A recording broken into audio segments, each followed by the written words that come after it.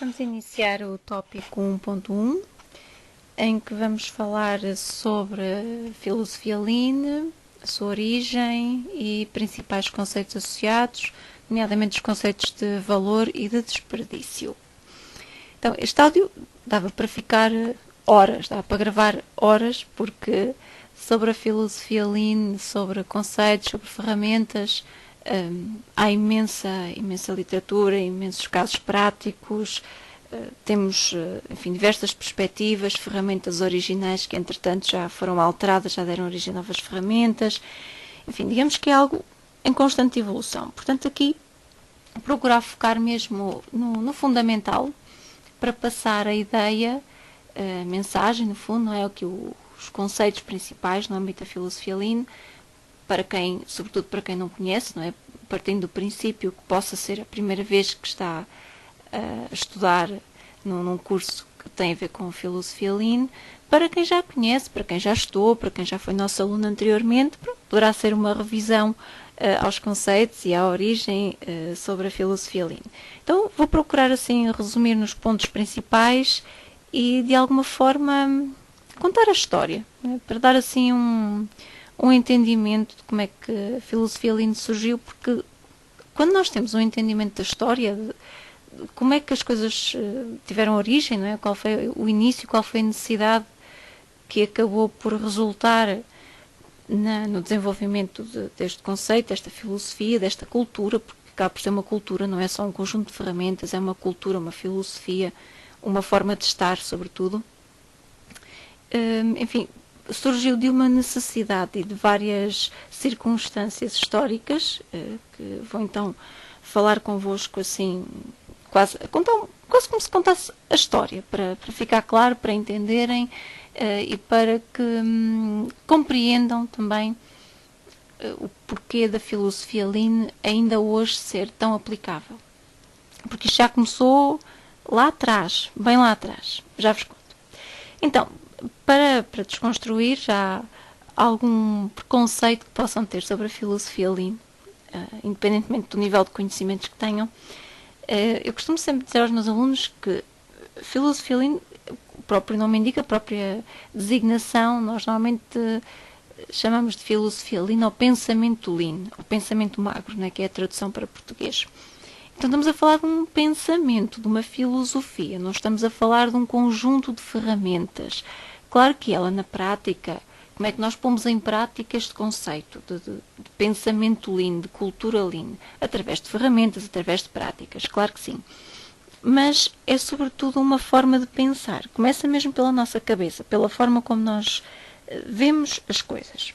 Então, partindo aqui deste pressuposto que Lean é uma filosofia, não é? Um conceito, é uma metodologia, são também ferramentas, e traduzido para português, a palavra Lean significa magro, magro, conceito de magro.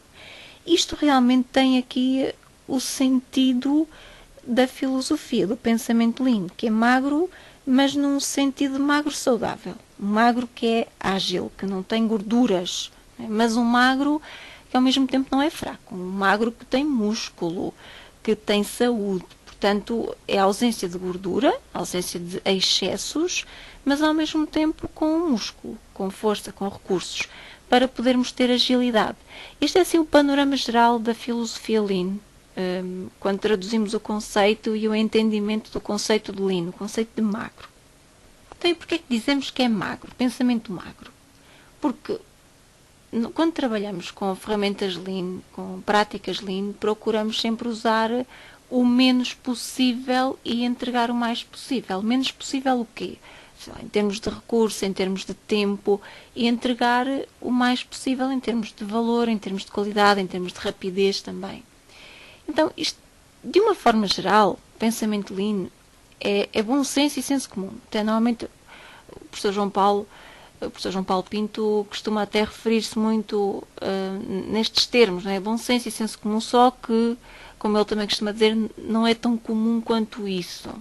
Porquê? Porque nem sempre é tão aplicado de forma tão comum como seria desejável, até porque, como vocês vão ver ao longo do curso, sobretudo se ainda não tiveram contacto com esta filosofia, vão perceber que tudo isto assenta em ferramentas muito simples, em conceitos muito simples. Portanto, não há aqui assim nenhum segredo escondido, o segredo é mesmo a prática e a disciplina depois na aplicação. Então, assim de forma mais específica, em termos históricos, para vos dar aqui um panorama de como é que tudo isto começou, se bem que a origem, a mais antiga em termos históricos que eu conheço, se bem que é esta, pode haver ainda mais atrás.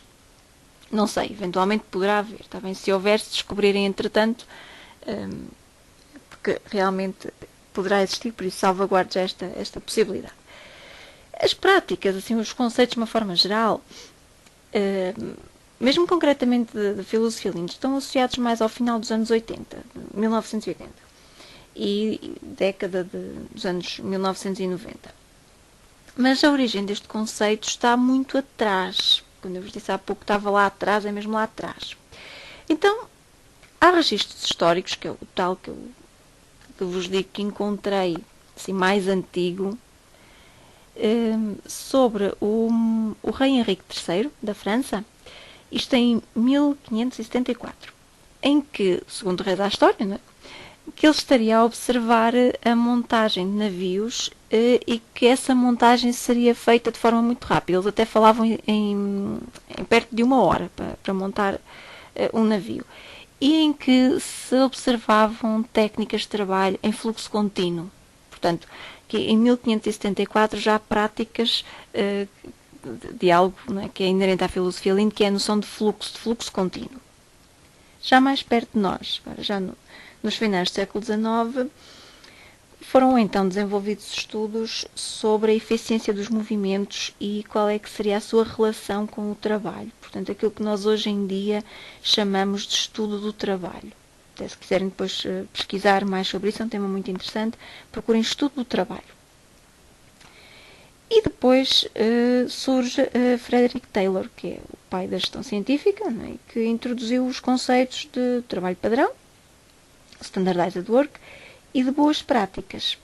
Só que foi depois com o nome que vocês todos conhecem, quanto mais não seja pelos carros, foi com o Sr. Henry Ford e com a produção em massa, né, com o conceito de produção em massa nas suas fábricas, que muitas das práticas que nós hoje designamos de Lean, ou de raízes dessas práticas, foi lá que surgiram, portanto, na Ford.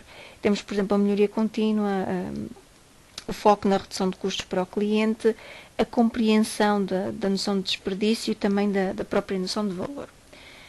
Mas estou a falar-vos da Ford e, se vocês já ouviram falar algo sobre Lean, normalmente associamos à Toyota, não é? Então, como é que da Ford, se nós estamos a falar na Toyota, né, associado muito filosofia Lean à Toyota, como é que nós da Ford chegamos à Toyota? Acontecia que o Sr. Ford, ele gostava de convidar gestores e engenheiros de várias partes do mundo para visitar as suas fábricas, portanto, para partilhar, para mostrar, partilhar boas práticas do seu sistema de produção e das próprias práticas de trabalho.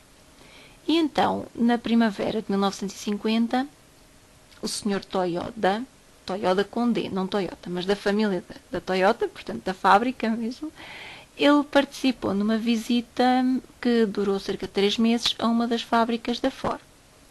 E sim, para terem uma ideia da diferença entre a Toyota e a Ford, nessa altura, a Ford produzia cerca de 8.000 carros por dia, enquanto que a Toyota estava na ordem dos 2.500 por ano. Portanto, vejam a diferença de 8.000 por dia para 2.500 por ano. Realidades diferentes. Já sem falar na parte geográfica, a comparar os Estados Unidos com o Japão, que é uma ilha pequenina, né? Os Estados Unidos têm uma dimensão geográfica muito maior, em termos políticos também e sociais, claro, países completamente diferentes. Mas ainda assim, o que é que aconteceu? O Sr. Toyota, ele regressou ao Japão com o seu gestor da produção, o Sr. Taishi Ono, que é um nome que quem já conhece a filosofia Lean já ouviu falar muitas vezes, quem está a conhecer agora e se continuar o seu percurso vai ouvir falar no Sr. Taishi Ono, que é engenheiro, já não está entre nós, e o que é que aconteceu? Eles chegaram à conclusão que o sistema da Ford não ia funcionar na Toyota. Pois é, não ia, porque eram realidades muito diferentes.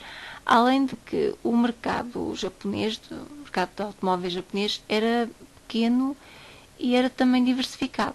Portanto, e tinham de tudo, eles tinham um pouco de tudo na Toyota. Produziam um pouquinho de tudo. Tinham desde carros pequenos, tinham carros de luxo e tinham caminhões. E ainda produziam peças também, componentes. Portanto, era diferente da Ford, que só produzia carros e só produzia um único modelo, e até com uma única cor, não é? Segundo reza a história, que seria o preto. Como o senhor costumava dizer, o senhor Ford, faziam qualquer cor desde que fosse preto. Não sei se já tinham ouvido a expressão, o comentário que ele tinha, mas para realçar que realmente eles só tinham uma cor, que era o preto, comparando com a diversidade então que a Toyota tinha na sua fábrica. Então, a própria conjuntura também, isto para vos falar em termos de conjuntura social, não é? E economia e sociologia estão muito ligados sempre, mas a própria conjuntura do Japão, no fim da Segunda Grande Guerra Mundial, estamos a falar aqui dos anos 1950, quando isto se passou, esta visita que estava a contar dos senhores da Toyota à Ford, aos Estados Unidos. O que é que acontecia? No final da Segunda Grande Guerra, a força de trabalho no Japão estava mais fragilizada, como é compreensível. No final de uma guerra, o país fica de rastos. Isto comparado ainda, para verem a diferença abismal que havia, o que é que acontecia com os Estados Unidos nesta altura? Eles tinham muita força de trabalho e composta, sobretudo, por imigrantes, portanto, por pessoas que tinham imigrado para os Estados Unidos para ganhar dinheiro, portanto, com vontade de trabalhar, motivadas, para melhorar a sua vida. Comparando então com o Japão, com pessoas que tinham acabado de sair de uma guerra, que provavelmente teriam perdido familiares, amigos, o país completamente destruído, e então não havia a mesma motivação, apesar que o povo japonês, como sabemos, é um povo bastante forte, bastante autocontrolado, e talvez tenha sido aí também um dos pontos fortes que ajudou no sucesso da Toyota e nas práticas de que estamos aqui a falar, passado tantos anos. Então, mas o que é que aconteceu? Eles não desistiram. Eles decidiram foi fazer o quê? Adaptar.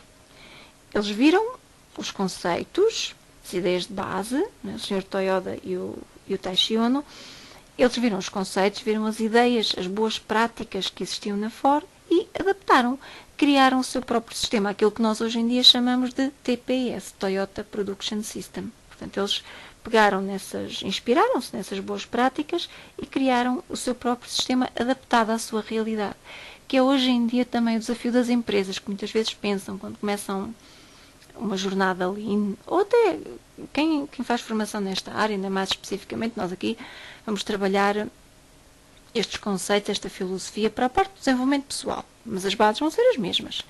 Agora, se pensarem nisto para uma empresa, pensar nestes conceitos, nestas práticas para uma empresa, não dá para ir buscar diretamente à Toyota as práticas, exatamente as ferramentas, exatamente como eles aplicam, e trazer para uma empresa, neste caso ocidental, se pensarmos em Portugal.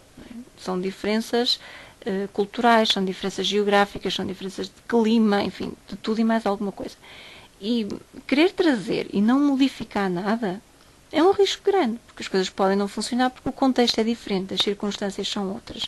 Então, é manter sempre a lógica, manter os conceitos que estão na base, não é? Na necessidade que deu origem precisamente a que se criasse, que se desenvolvessem estas boas práticas e trazê-las e adaptá-las à nossa realidade em concreto, para dar resposta precisamente às nossas necessidades.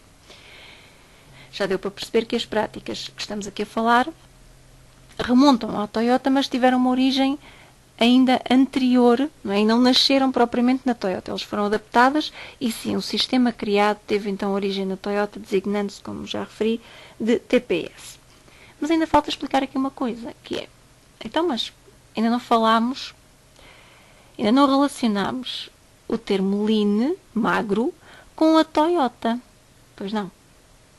Então, de onde é que vem o termo magro?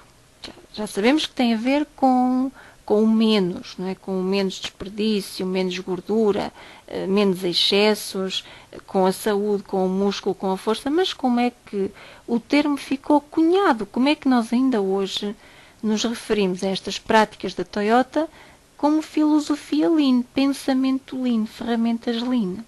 Então o termo vem depois, mais recente. como é que surgiu o termo? Isto já, outra vez para os Estados Unidos, né? Vamos a viajar, Estados Unidos, Japão, e vamos outra vez para os Estados Unidos e em 1988, no MIT, uma instituição muito conhecida, um grupo de investigadores que foi liderado pelo Sr. James Womack, o Dr. James Womack, que depois acabou por resultar no livro que tem o nome, que se chama Lean Thinking. Se depois tiverem interesse em ler, Lean Thinking, de James Womack, podem procurar. Edição, se não me falha a memória, a primeira edição será de 1990, mas qualquer pesquisa vocês encontram. E então, a equipa liderada pelo Dr. James Womack fez um estudo comparativo sobre a indústria automóvel a nível internacional e comparou práticas e resultados entre fábricas dos Estados Unidos, da Europa e do Japão, nomeadamente a Toyota. E o que é que eles observaram em termos de resultados? Observaram resultados únicos no Japão. Eles tinham resultados que nem nos Estados Unidos, nas fábricas dos Estados Unidos, nem nas fábricas da Europa, eram comparáveis em termos de números, de valores. Estamos aqui a falar de critérios como defeitos, estoques, o espaço ocupado, até o nível de hierarquias na empresa, número de horas de formação, o absentismo, que é outro indicador importante. Eles tinham em tudo muito melhor no Japão, na Toyota, do que comparando com os Estados Unidos e com a Europa. E o que é que aconteceu? Eles observaram estes resultados e, na falta de um termo, como é que vamos designar este sistema, estas práticas, este sistema, esta cultura que dá origem a estes resultados fantásticos? Como é que vamos designar? E não havia nenhum termo, não havia assim uma designação que pudesse descrever.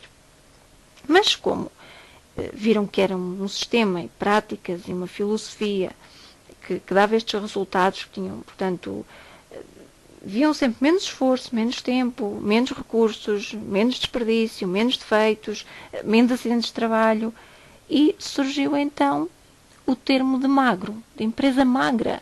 Eles têm pouca gordura, pouco do que está em excesso, ou não têm.